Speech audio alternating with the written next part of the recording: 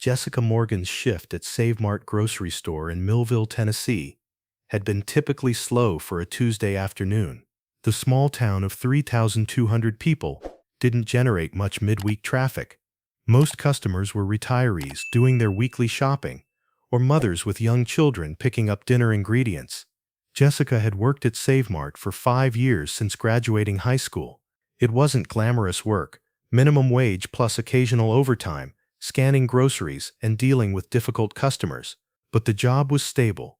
Her coworkers were decent, and she was good at what she did.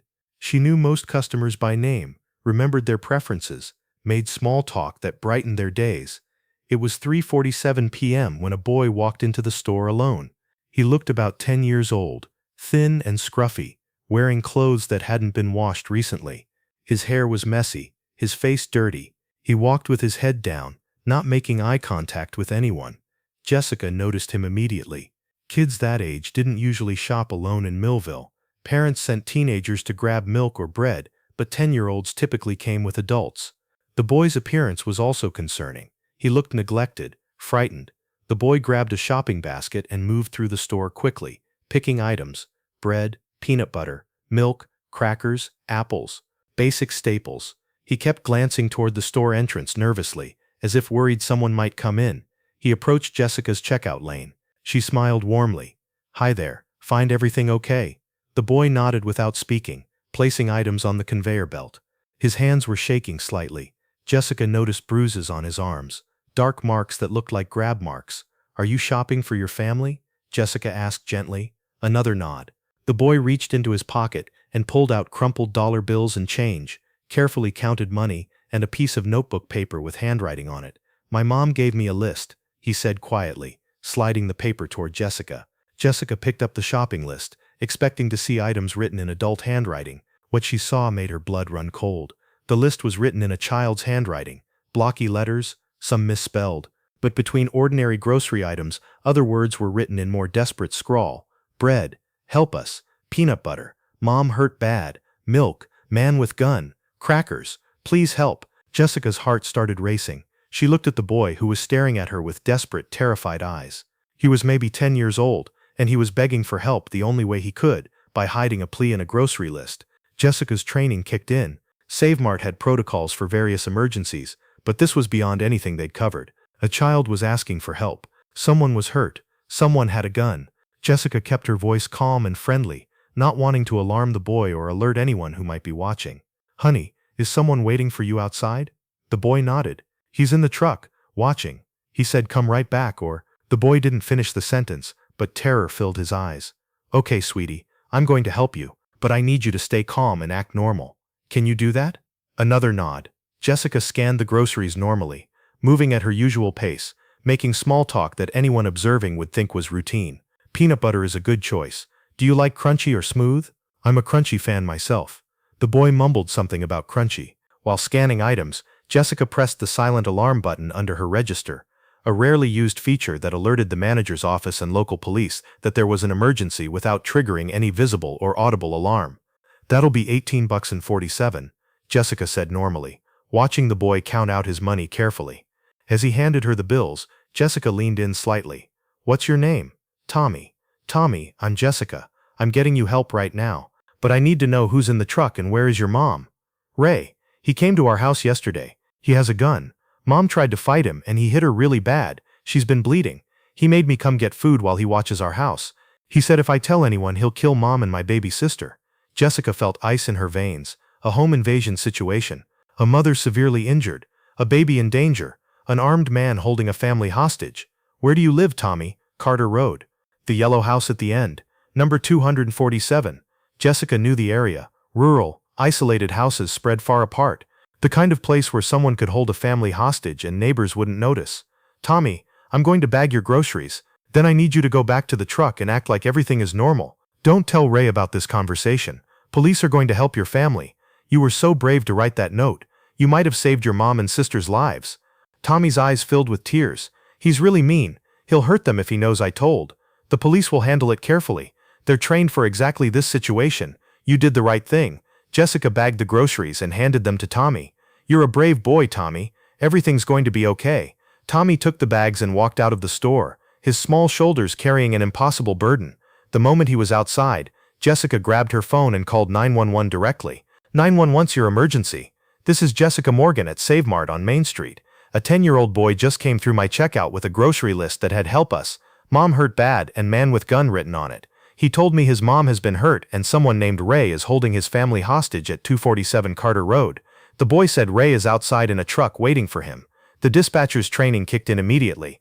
Did the child leave the store? Yes, just now. He said he had to go back or the man would hurt his family. He said his mom is bleeding and there's a baby sister at the house. Stay on the line. I'm dispatching Sheriff Bradley and back up immediately. Can you see the truck from your position? Jessica moved to the window. Yes, it's a dark blue pickup truck, older model. The boy just got in. The truck is leaving now, heading east on Main Street toward Carter Road. Do not approach the vehicle. I need you to describe the boy and give me everything he told you. Jessica provided detailed information. Tommy Carter, approximately 10 years old, Caucasian, thin, wearing a red t-shirt and jeans. He'd said a man named Ray had invaded their home yesterday, had injured his mother badly enough that she was bleeding, was armed with a gun, and was holding the family, mother Tommy and a baby sister hostage.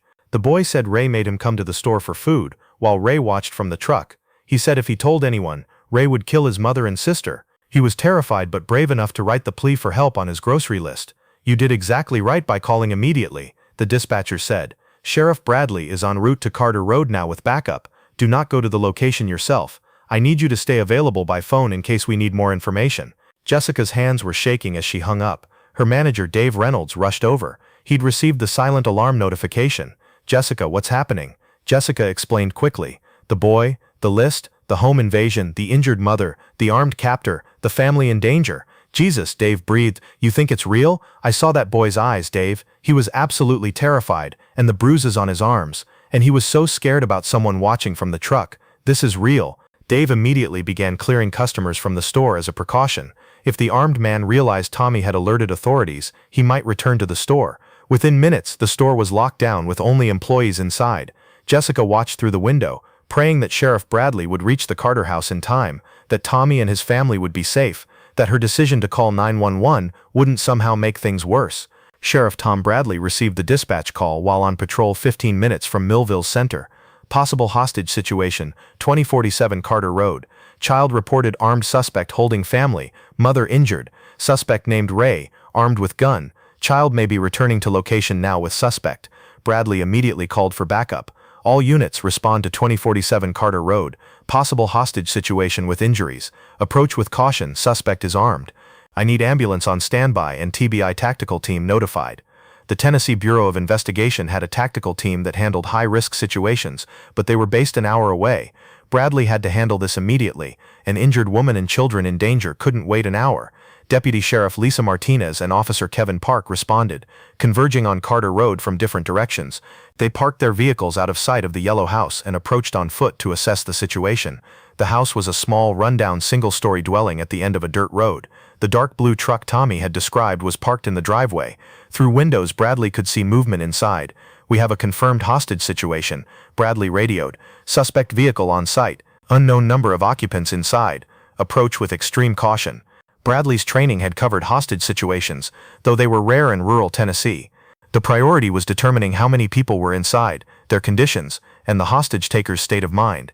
Using binoculars, Bradley observed the house. He saw Tommy enter through the front door carrying grocery bags. Through a window, Bradley glimpsed a woman lying on a couch, apparently the injured mother. He saw movement that might be the suspect but couldn't get a clear view. We need to establish communication, Bradley told Martinez. But if the suspect realizes we're here, he might panic and hurt the hostages. They needed more intel before acting. Bradley called the dispatcher. Can you get me a phone number for 247 Carter Road? Within minutes, dispatch provided a landline number. Bradley called it. The phone rang 6 times before someone answered. A male voice, wary. Yeah? This is Sheriff Tom Bradley. I need to speak with Ray. Silence. Then how do you know my name? Who told you I was here? That's not important. What's important is that we resolve this situation peacefully. I understand you're in the house with the Carter family. I want to help you and them. Let's talk about how to end this safely. You can't help me. I'm already fucked. I'm not going back to prison. Bradley kept his voice calm and non-threatening. Ray, I don't know your situation yet, but I know making things worse won't help. Is anyone hurt in there? The woman fought me. I didn't mean to hurt her so bad, But she attacked me, and I defended myself. Is she conscious? Does she need medical attention? She's breathing. She's been asleep mostly. She's fine, which meant she was likely seriously injured and possibly dying. Bradley needed to get paramedics to her quickly. Ray, here's what I'm proposing. Let me send paramedics in to check on her. You can keep your weapon. You stay in control. We just want to make sure she doesn't die. If she dies, you're looking at murder charges. If she survives, that's better for everyone. Ray was silent, thinking. How do I know this isn't a trick? You send in cops pretending to be paramedics. I'll send 2 paramedics, unarmed, visible uniforms, medical bags only. You can watch them the whole time. They treat the woman and leave. That's it. More silence. Bradley could hear Ray breathing, thinking, weighing options. What about me? What happens to me? Let's focus on immediate needs first. The woman needs medical help. After we take care of that, we'll talk about how this ends for you.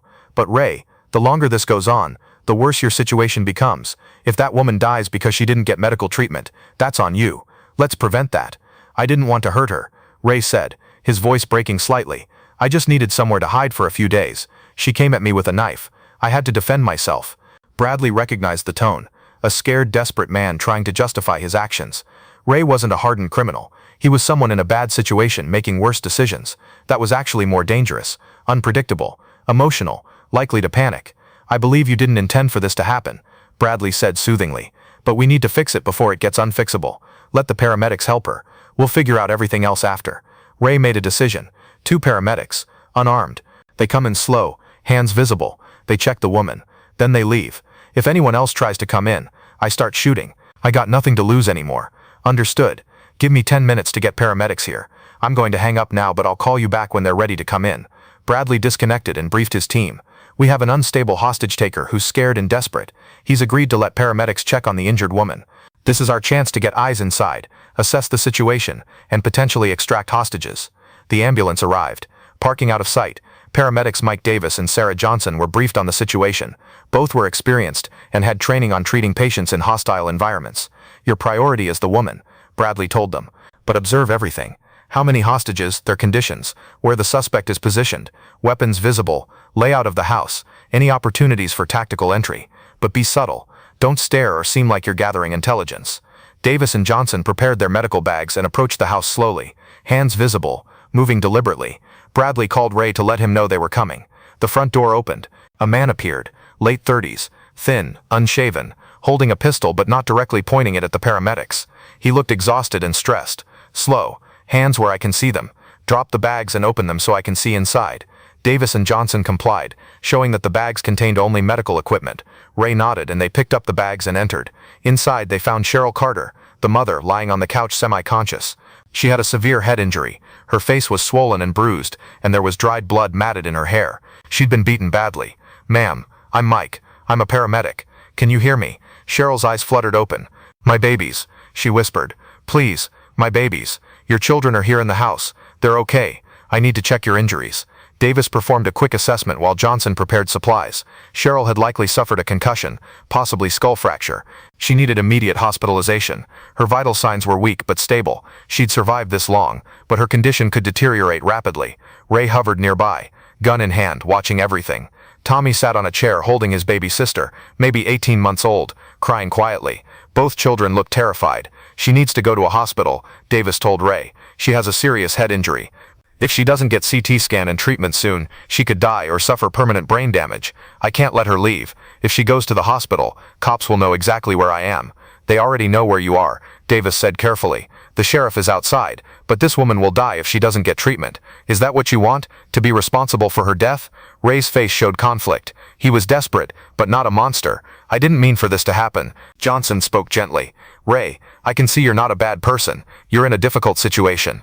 But that woman has children who need their mother. Let us take her to the hospital. That's the right thing to do. If I let her go, what happens to me? That's between you and the sheriff. But saving her life is the right choice, regardless of what else happens. Ray stood silent, wrestling with the decision. Tommy watched with desperate hope. Finally, Ray nodded. Take her, but the kids stay. I'm keeping them here so the cops don't storm the place. Davis and Johnson prepared Cheryl for transport. As they loaded her onto a stretcher, Cheryl grabbed Davis's hand. Please, she whispered so quietly, Ray couldn't hear. Get my babies out. He's high on something. He's unstable. Please save my babies. Davis squeezed her hand in acknowledgement. As they carried Cheryl out, Johnson subtly positioned herself to block Ray's view, while Davis palmed a small radio transmitter into Tommy's hand, whispering, "Hide this. If anything happens, press the button." They exited the house. Once in the ambulance, they briefed Bradley on everything they'd observed: layout, Ray's position, the children's location, Ray's mental state, his weapon. "He's scared and high," Davis reported. "Probably meth based on his appearance and behavior. He's not thinking clearly. He's desperate. Those kids are in serious danger." With Cheryl on her way to the hospital, Bradley focused on extracting the children safely. Ray was now holding 2 young children hostage. He was armed, under the influence, desperate, and increasingly unstable. The TBI tactical team arrived 90 minutes into the situation. Commander Dennis Park took over tactical operations, while Bradley handled negotiation. "We have eyes on the building from multiple angles," Park reported. "Thermal imaging shows 3 heat signatures, suspect and 2 children. Suspect is mobile, moving between rooms. Children appear to be in the living room area, mostly stationary." Bradley called the house again. "Ray, how are you doing? Do you and the kids need anything? Food, water? Why do you care? You're just trying to trick me." "I care because you're a human being in a bad situation, and those are children who don't deserve to be scared. I want everyone to come through this okay, including you." "That's not possible. I'm a felon. I was on parole. Being here with a gun means I'm going back to prison for decades. I got nothing left." Bradley recognized the despair in Ray's voice, the dangerous mindset of someone who felt they had nothing to lose.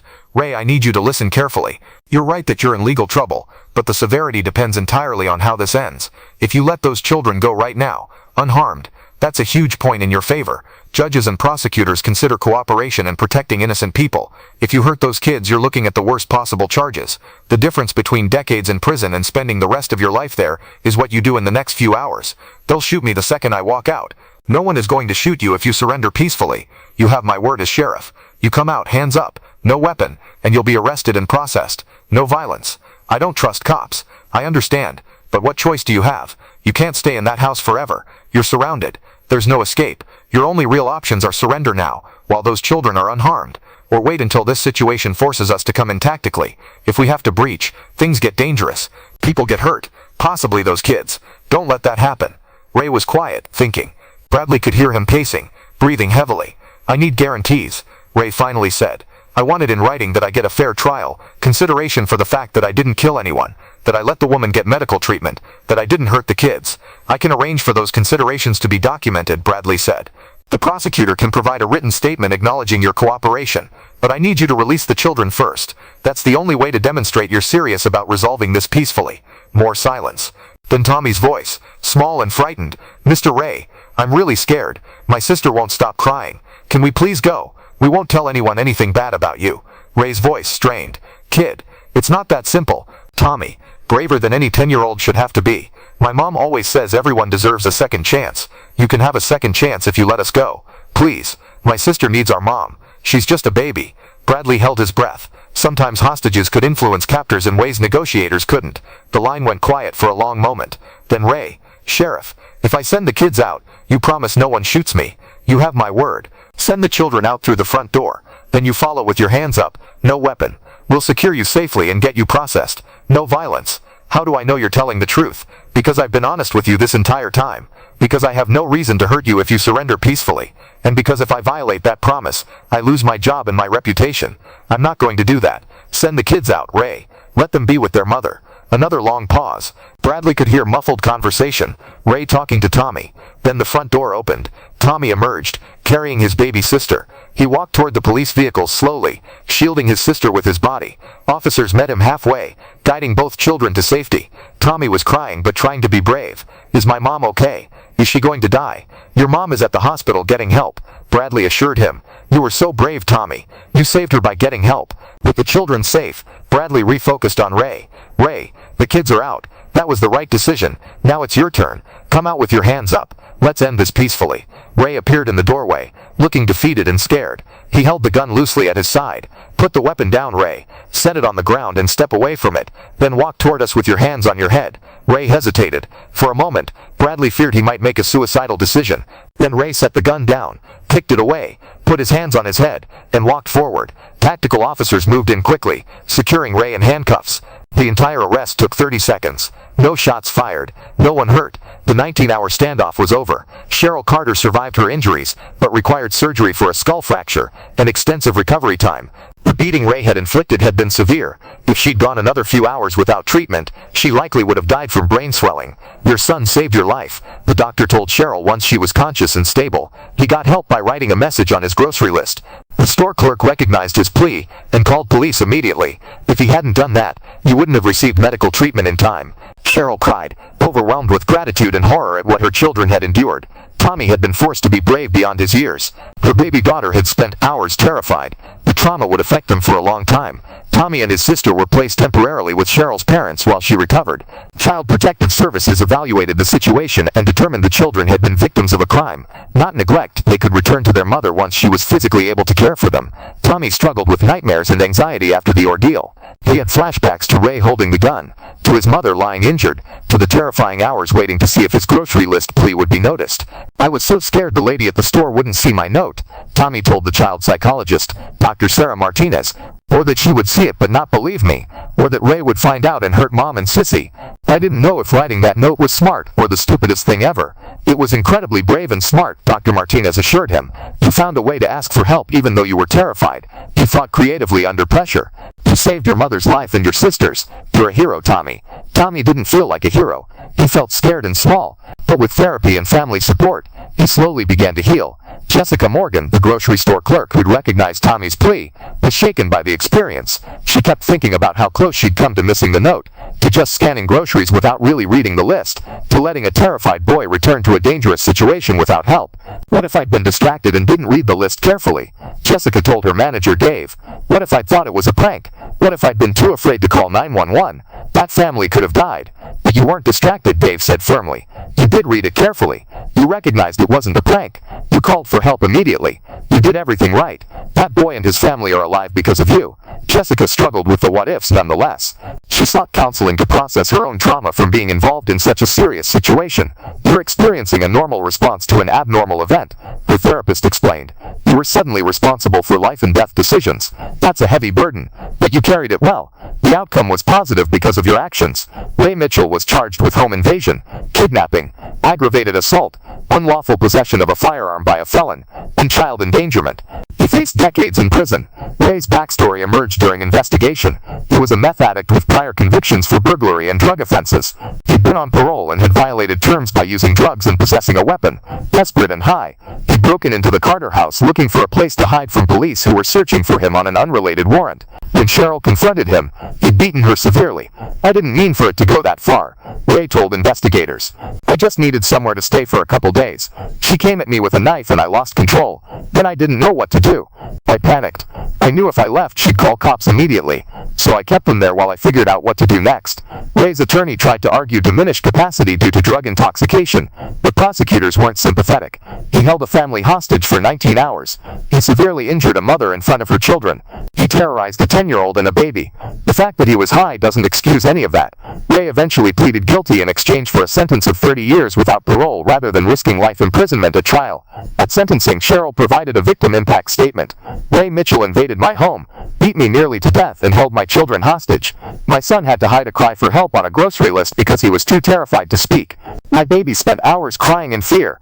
I thought I was going to die and my children would be left with a violent, unstable man. Ray says he didn't mean for this to happen, but that doesn't matter. He made choices to use drugs, to violate parole, to break into my home, to beat me, to hold my children. Those were his choices and now he faces consequences. Judge Patricia Morrison sentenced Ray to the full 30 years. You terrorized a family. You nearly killed a mother. You traumatized children. You showed no regard for innocent lives. You deserve every day of the 30 years you'll spend in prison. Tommy Carter's creative thinking and bravery in hiding a plea for help on his grocery list captured public attention when the story made news. 10-year-old's grocery list saves family from armed home invader. Read headlines across the country. News coverage focused on Tommy's quick thinking and Jessica's attentive response. Both were hailed as heroes, though both were uncomfortable with the attention. I just did what anyone would do, Jessica told reporters. I saw a child asking for help and I called 911. That's basic decency. Tommy, shy and overwhelmed by media interest, didn't want to talk to reporters. Through his grandfather, he released a statement. I was really scared and didn't know what to do. Writing on the list was the only way I could think of to ask for help without Ray knowing. I'm glad Miss Jessica saw it and helped us. I just want things to go back to normal now. But the story resonated because it demonstrated how children in crisis might seek help in creative ways, and how adults needed to be attuned to those silent pleas. Child safety advocates used the case to educate parents, teachers, and community members about recognizing when children were signaling distress. Children often can't directly tell adults they're in danger because they're scared, being watched, threatened, or don't have opportunity to speak privately, explained child protection specialist Dr. Robert Chen. They might communicate through drawings, notes, behavior changes, or like Tommy did, hiding messages where they hope an observant adult will see them. We need adults who pay attention and take children's signals seriously. Save Mart grocery chain recognized Jessica's actions with a Safety Awareness Award and used the incident to train employees nationwide on recognizing concerning situations and responding appropriately. Grocery store workers see hundreds of customers daily, Save Mart's CEO announced. Most interactions are routine, but occasionally, someone walks through our doors who desperately needs help. We want our employees to be like Jessica, observant, compassionate, and willing to act when they recognize someone is in danger. The training program called See Something, Say Something, retail workers as first responders, taught employees to notice prolapar, children shopping alone who seem frightened or neglected, customers with visible injuries or signs of abuse, unusual behavior suggesting distress or coercion, written or verbal pleas for help, however subtle, situations that just feel wrong, even if you can't articulate why. Trust your instincts, the training emphasized. If something seems wrong, report it to management and potentially law enforcement. Better to be wrong and have checked than to ignore a situation where someone needed help. The program was implemented across Save Mart's 600 stores and was eventually adopted by other retail chains, reaching tens of thousands of workers. Sheriff Tom Bradley commended both Tommy and Jessica publicly. Tommy showed incredible courage and creativity in finding a way to ask for help. Jessica showed exactly the kind of awareness and responsiveness we need from citizens. Together they saved lives. This is a textbook example of how community members and law enforcement can work together to protect vulnerable people. Cheryl Carter's physical recovery took months. Her skull fracture healed, but she experienced ongoing headaches and some cognitive difficulties. Doctors said she'd likely regain full function with time and therapy, but the brain injury would affect her for years. The psychological recovery was harder. Cheryl had PTSD from the attack, nightmares about Ray beating her, flashbacks triggered by unexpected noises, hypervigilance about home security. She struggled with guilt that her children had been traumatized. "I should have protected them better," Cheryl told her therapist, Dr. Jennifer Park. "I should have fought harder. I should have found a way to get them out before Ray hurt them more." "You did protect them," Dr. Park countered firmly. "You confronted an armed intruder when he broke into your home. You fought him even though he had a weapon. You survived 19 hours of captivity while seriously injured. And your courage gave Tommy the strength to find a way to get help. You didn't fail your children. You showed them how to be brave in impossible circumstances." Cheryl's recovery was supported by victim services and a tight-knit community. Neighbors brought meals. Her church raised money to help with medical bills. Local contractors volunteered to install better locks and a security system on her home. "I was so scared to go back to that house," Cheryl admitted. "That's where it happened, where Ray hurt me, where my children were terrorized. But it's also our home. We can't let him take that from us."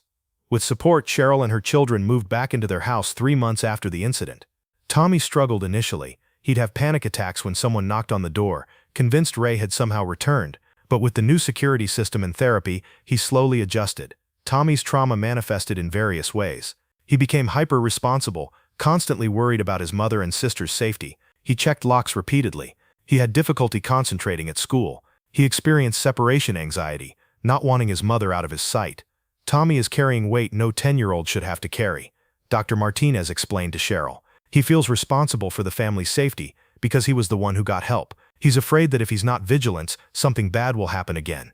We need to help him understand that keeping the family safe is an adult responsibility, not his." Therapy included play therapy and trauma-focused cognitive behavioral therapy. Slowly, Tommy's symptoms decreased. After a year, he was doing much better. He could sleep without nightmares most nights, could focus at school, could play with friends without constant worry. Jessica Morgan also continued processing her role in the incident. She'd become hyper-aware of customers in her checkout line, analyzing everyone for signs of distress. She second-guessed herself constantly. Was that bruise on that woman concerning? Was that child's behavior normal or a cry for help? Was she overreacting or underreacting? "I'm seeing danger everywhere now," Jessica told her therapist. "Every customer might be hiding something terrible. Every interaction might be life or death.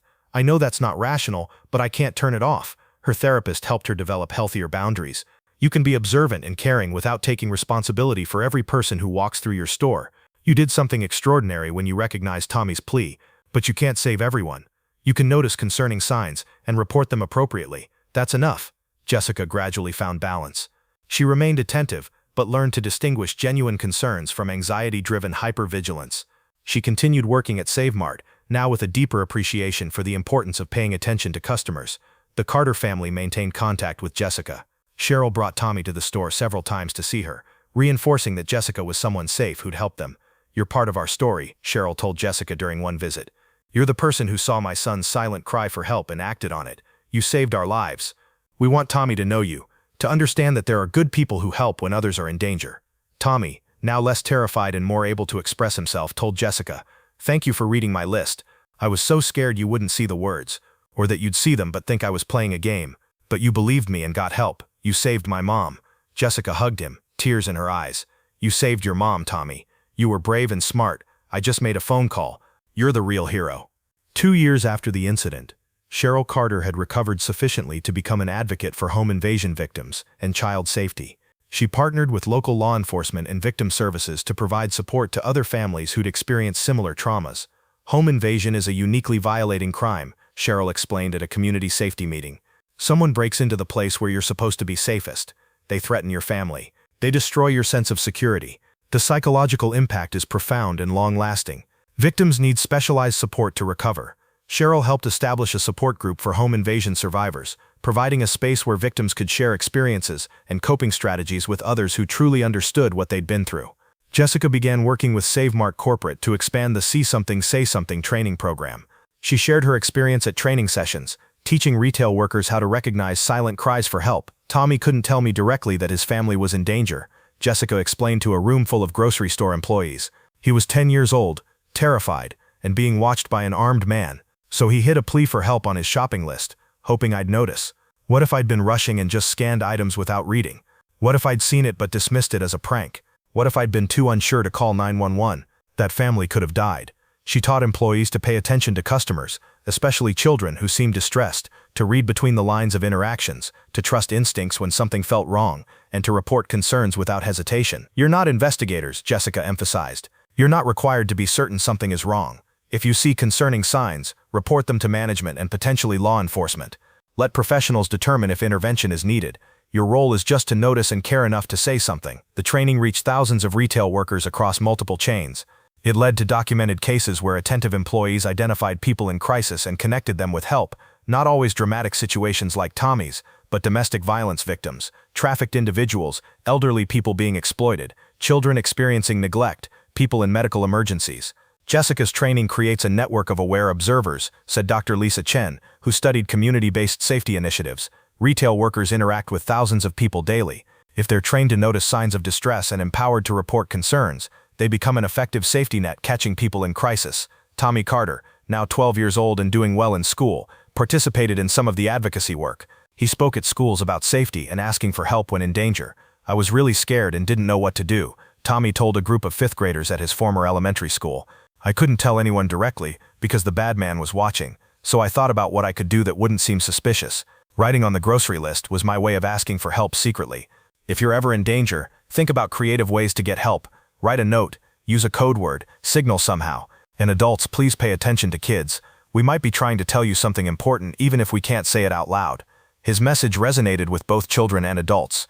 Teachers reported that several students approached them after Tommy's presentation to disclose concerning situations at home. Not as dramatic as armed home invasion, but troubling nonetheless. Tommy's bravery in sharing his story gave other children permission to seek help.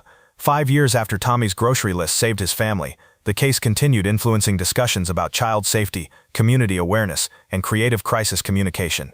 Child safety experts analyzed how children in danger might attempt to communicate when they can't speak directly. Tommy's method, hiding a message in an otherwise innocent document, represented one of many ways children sought help. "Children are often creative in signaling distress," explained child protection researcher Dr. Patricia Martinez. "They might draw disturbing pictures that teachers notice. They might tell stories that contain concerning details. They might engage in attention-seeking behavior that's actually a cry for help. They might leave notes where they hope someone will find them. Adults need training to recognize these indirect communications. Schools implemented enhanced training for teachers on recognizing when students might be signaling abuse or danger. The training included understanding why children often can't disclose directly, recognizing concerning behaviors and communications, creating safe opportunities for children to disclose, responding appropriately when children signal distress, reporting suspicions without waiting for certainty. We teach children that if they need help, they should tell a trusted adult, Dr. Martinez said. But we need to also teach adults to recognize when children are trying to tell them something but can't say it plainly. Tommy's case demonstrates that perfectly. He found a creative way to communicate, but he needed an observant adult to recognize and respond to that communication. Law enforcement agencies studied the case for lessons about hostage negotiation and family-held captive scenarios. Sheriff Bradley's patient negotiation and the decision to allow paramedics inside had been crucial to the peaceful resolution. Hostage situations are complex, Bradley explained at a law enforcement training conference. You have to balance multiple priorities: protecting hostages, containing the threat, gathering intelligence, establishing communication, and finding a path to peaceful resolution. In Tommy's case, the fact that he'd gotten word out through his grocery list gave us critical information. We knew who was inside, that someone was injured, that children were in danger. That intelligence shaped our response. Bradley emphasized the importance of patience in negotiations. Ray was scared and high, making him unpredictable. Rushing could have triggered violence. By taking time, building rapport, offering face-saving exits, we created conditions where Ray could choose surrender over violence. The goal isn't just ending the situation, it's ending it with everyone alive. Retail safety became a growing focus industry-wide. SaveMart's training program was adopted by grocery chains, convenience stores, pharmacies, and other retailers. Within 5 years, over 200,000 retail workers had completed training based on Tommy and Jessica's case. The documented impact included 47 cases where retail workers identified and reported suspected child abuse, 23 cases of domestic violence victims helped through worker intervention, 15 instances of human trafficking indicators recognized and reported, dozens of medical emergencies where workers called for help, countless smaller interventions where workers connected vulnerable customers with resource. Not every case is as dramatic as Tommy's, said Sarah Johnson, who directed SaveMart's safety initiatives. Most interventions are quieter, noticing a customer who seems unwell and calling an ambulance, recognizing signs of elder abuse and reporting to protective services, seeing a child who appears neglected and contacting school officials. But each intervention matters to the person being helped. Beyond their advocacy work, Tommy, Cheryl, and Jessica had built lives that provided normalcy and healing alongside their public roles. Tommy, now 15 years old, was a bright, thoughtful teenager. The trauma of age 10 had left marks. He was more serious than many peers, more aware of dangers, more protective of his family. But he was also thriving, doing well academically, playing soccer, maintaining friendships, planning for college. What happened when I was 10 is part of who I am, Tommy told his school counselor. It changed me, but it doesn't define my entire life. I'm not just the kid who hid the note. I'm also a student, an athlete, a brother, a friend. I'm building a life that's about more than one terrible week. Tommy had decided he wanted to study psychology in college, with the goal of becoming a therapist working with traumatized children. I understand what it's like to go through something scary and have to rebuild your sense of safety. I want to help other kids do that. His sister Emma, now 6 years old, had no conscious memories of the home invasion. She'd been only 18 months old. Her early childhood trauma had affected her development, but with consistent therapy and family stability, she was a happy, well-adjusted kindergartner. Emma doesn't remember Ray or being held captive, Cheryl told Dr. Park during a follow-up session. Part of me is grateful she was too young to remember, but part of me worries about how the trauma might affect her in ways we can't see. Early childhood trauma can have lasting impacts even without conscious memory. Dr. Park reassured her, "You're providing Emma with exactly what she needs: stability, safety, love, and ongoing therapeutic support. Children are remarkably resilient with proper care. Emma is thriving because you're giving her what she needs to heal and grow." Cheryl, now 39, had rebuilt her life with impressive resilience. She'd returned to her job as a medical billing specialist. She'd taken self-defense classes and become a certified instructor, teaching other women how to protect themselves. She'd found a supportive community through her victim advocacy work. "The home invasion took a lot from me," Cheryl reflected. "My sense of safety, my physical health for a while, months of my life to recovery. But it also gave me things: a deeper appreciation for my children, a sense of purpose in helping other victims, an understanding of my own strength. I survived something terrible and came out the other side. That's powerful." Cheryl had begun dating again after 5 years, cautiously, with clear boundaries, but opening herself to the possibility of partnership. "For a long time I was too scared to let anyone into our lives. What if I misjudged someone again? What if I brought danger to my children? But my therapist helped me understand that Ray was an aberration, not the norm. Most people aren't violent home invaders. I can be careful without being paralyzed by fear. Jessica Morgan, now 33, had progressed from grocery store clerk to regional safety coordinator for Save Mart. She'd gotten her associate's degree in public safety and was considering pursuing a bachelor's degree. That day 5 years ago changed the trajectory of my life, Jessica told colleagues. I was a minimum wage clerk with no particular career ambitions. Then I found myself in a situation where my actions mattered enormously. That showed me I wanted work that made a difference. Now I train people to do what I did, pay attention and act when someone needs help. That's meaningful. Jessica had married her longtime boyfriend, David, 2 years ago. They had a 1-year-old son named Tyler. Jessica's experience with Tommy had influenced how she thought about parenting. I'm raising my son to understand that if he's ever in danger, there are adults who will help if he can find a way to communicate, Jessica said. But I'm also teaching him to be an adult who notices when others need help. Tommy saved his family by being brave and creative. I helped by paying attention and caring. I want Tyler to grow up with both those values, asking for help when he needs it, and helping others when they need it. 10 years after Tommy wrote "Help Us" on his grocery list, Save Mart organized a community event commemorating the incident and celebrating the advocacy work that had grown from it. Tommy Carter was now 20 years old, home from college for the summer. He'd just completed his sophomore year studying psychology. Jessica Morgan was 38, still working for Save Mart in safety training. Cheryl Carter was 44, continuing her victim advocacy work. The event, held at Save Mart's store in Millville, brought together the people whose lives had been connected by one grocery list: Tommy, Cheryl, Emma, now 11, Jessica, Sheriff Tom Bradley, now retired, the paramedics who'd treated Cheryl, and dozens of retail workers who'd been trained in the See Something, Say Something program. 10 years ago, I was a terrified 10-year-old who didn't know how to save my family, Tommy told the gathered crowd. I couldn't tell anyone directly that we needed help because an armed man was watching, so I wrote a message on my grocery list, hoping someone would see it and understand. Jessica saw it. She believed me. She called for help immediately. That decision saved my mother's life, my sister's life, and mine. He looked at Jessica, who was crying. Jessica, you've told me many times that I was the brave one, but you were brave too. You recognized a child's silent cry for help and acted on it despite uncertainty. You didn't know for sure if I was telling the truth. You didn't know if calling 911 was the right decision, but you trusted your instincts and you acted. That's courage. Jessica spoke next, sharing how that day had changed her understanding of her role in the community.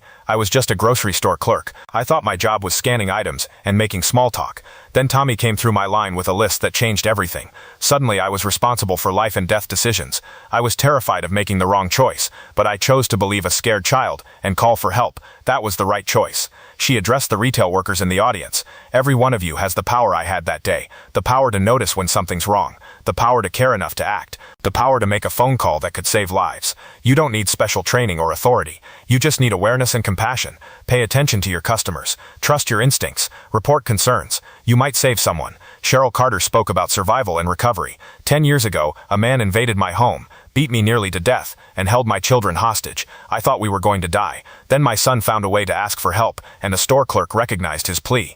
We were rescued, but rescue was just the beginning. Recovery took years. Physical therapy, psychological therapy, rebuilding our sense of safety. It was hard, but we made it. We're thriving now. That's the message I want other victims to hear. Survival is possible. Recovery is possible. You can rebuild your life after trauma. Sheriff Bradley, now 70 and long retired, reflected on the rescue operation.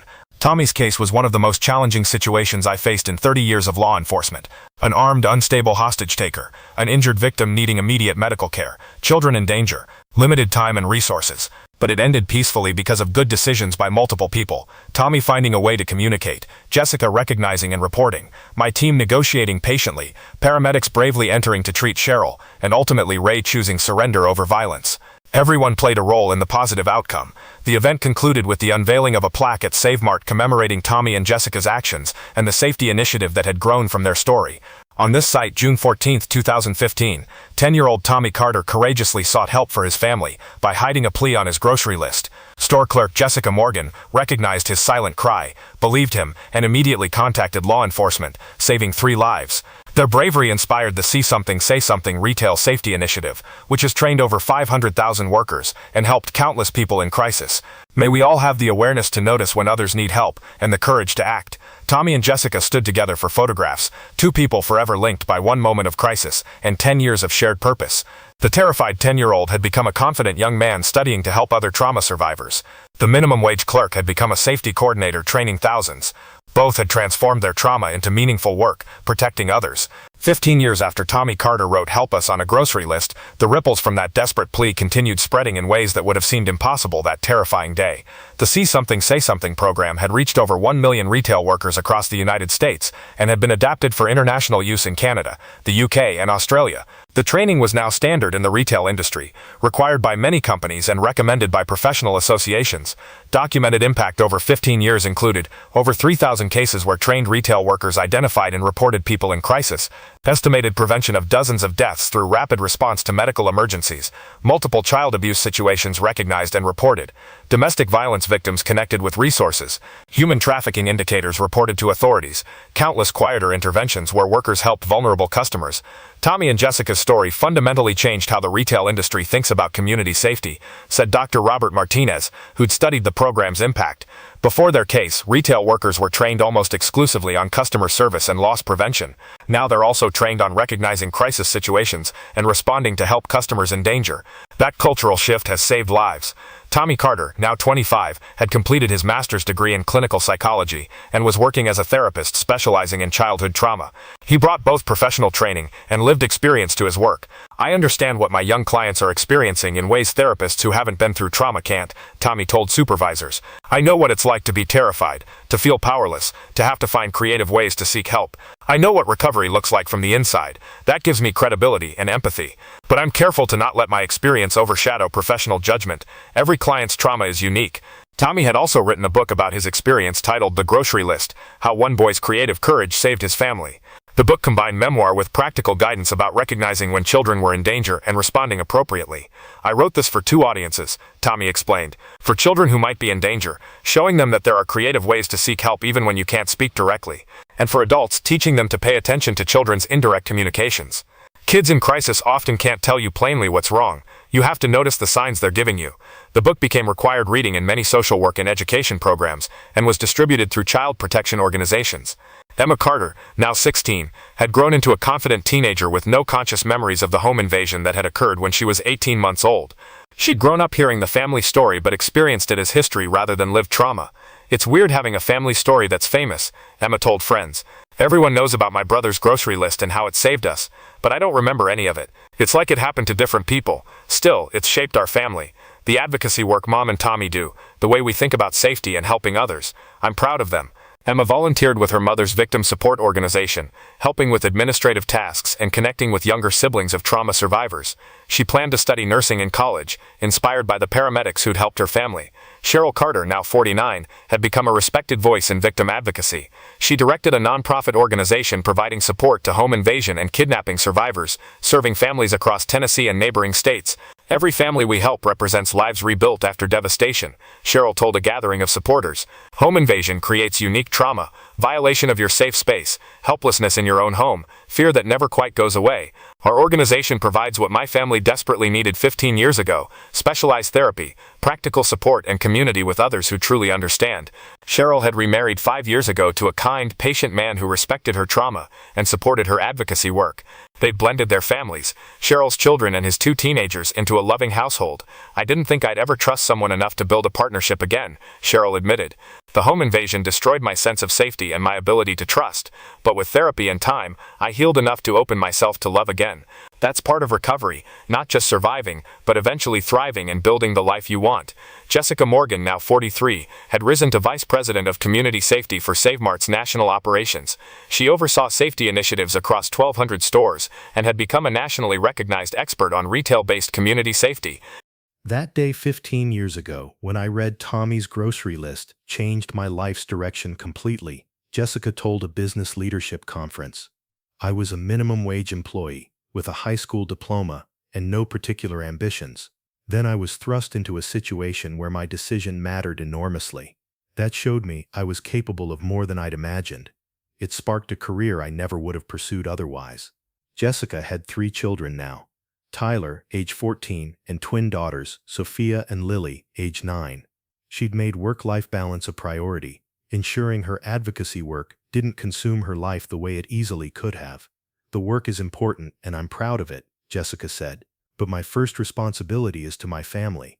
I've learned to set boundaries, to say no to speaking requests, to protect time with my kids. I can make a difference in the world while also being present for my children. Those things aren't mutually exclusive. On the 15th anniversary of Tommy's rescue, SaveMart established the Tommy Carter Courage Scholarship, providing college funding for young people who'd shown bravery in helping others during crisis situations. Tommy was 10 years old when he found the courage to seek help in an impossible situation, the scholarship announcement read. His creativity and bravery saved his family and inspired a movement that's helped thousands of people. This scholarship honors young people who demonstrate similar courage, awareness, and commitment to helping others. Tommy and Jessica were present for the scholarship's announcement. As they stood together 15 years after their lives had intersected in crisis, they reflected on how one grocery list had become a legacy. "I was a scared kid who didn't know what else to do," Tommy said. "Writing those words on the grocery list felt like a desperate shot in the dark. I didn't know if anyone would see it or if they'd believe me if they did. But Jessica saw it. She believed me. She acted. That one decision by one person started everything else. And you were brave enough to write it," Jessica replied. "You were 10 years old, terrified, with an armed man watching you, but you found a way to ask for help. That took incredible courage. I just made a phone call. You're the one who started the chain of events that saved your family." "We both did what we needed to do," Tommy said. "That's the lesson I hope people take from our story. When you see someone in danger, act. When you need help, find a way to communicate. Pay attention to each other, care about each other, help each other. That's how we create safer communities." Jessica nodded. 15 years ago, I learned that my ordinary job in an ordinary grocery store could become extraordinary in a moment. Every person has that potential to be the one who notices, who cares, who acts. You don't need special powers or authority. You just need awareness and compassion. That's enough to save lives. 15 years, one grocery list, 2 words hidden among mundane items. Help us. One observant clerk who noticed and acted. One phone call that changed everything. 3 lives saved that day. Thousands more helped in the years since. A movement created. A culture of awareness built. One child's desperate creativity. One adult's attentive compassion. One moment that became an enduring legacy. That was always enough. This story is dedicated to every retail worker, teacher, neighbor, and community member who pays attention to the people around them, notices when something seems wrong, and has the courage to act when someone, especially a child, is silently asking for help. Your awareness saves lives, and to every child in danger, there are adults who will notice, who will believe you, and who will help you. Find a way to communicate, even if you can't speak directly. Someone is paying attention. You are not alone. Thank you very much for listening. Please let us know what you think of this story in the comments. Don't forget to like the video and subscribe to the channel. Turn on notifications so you don't miss any other videos.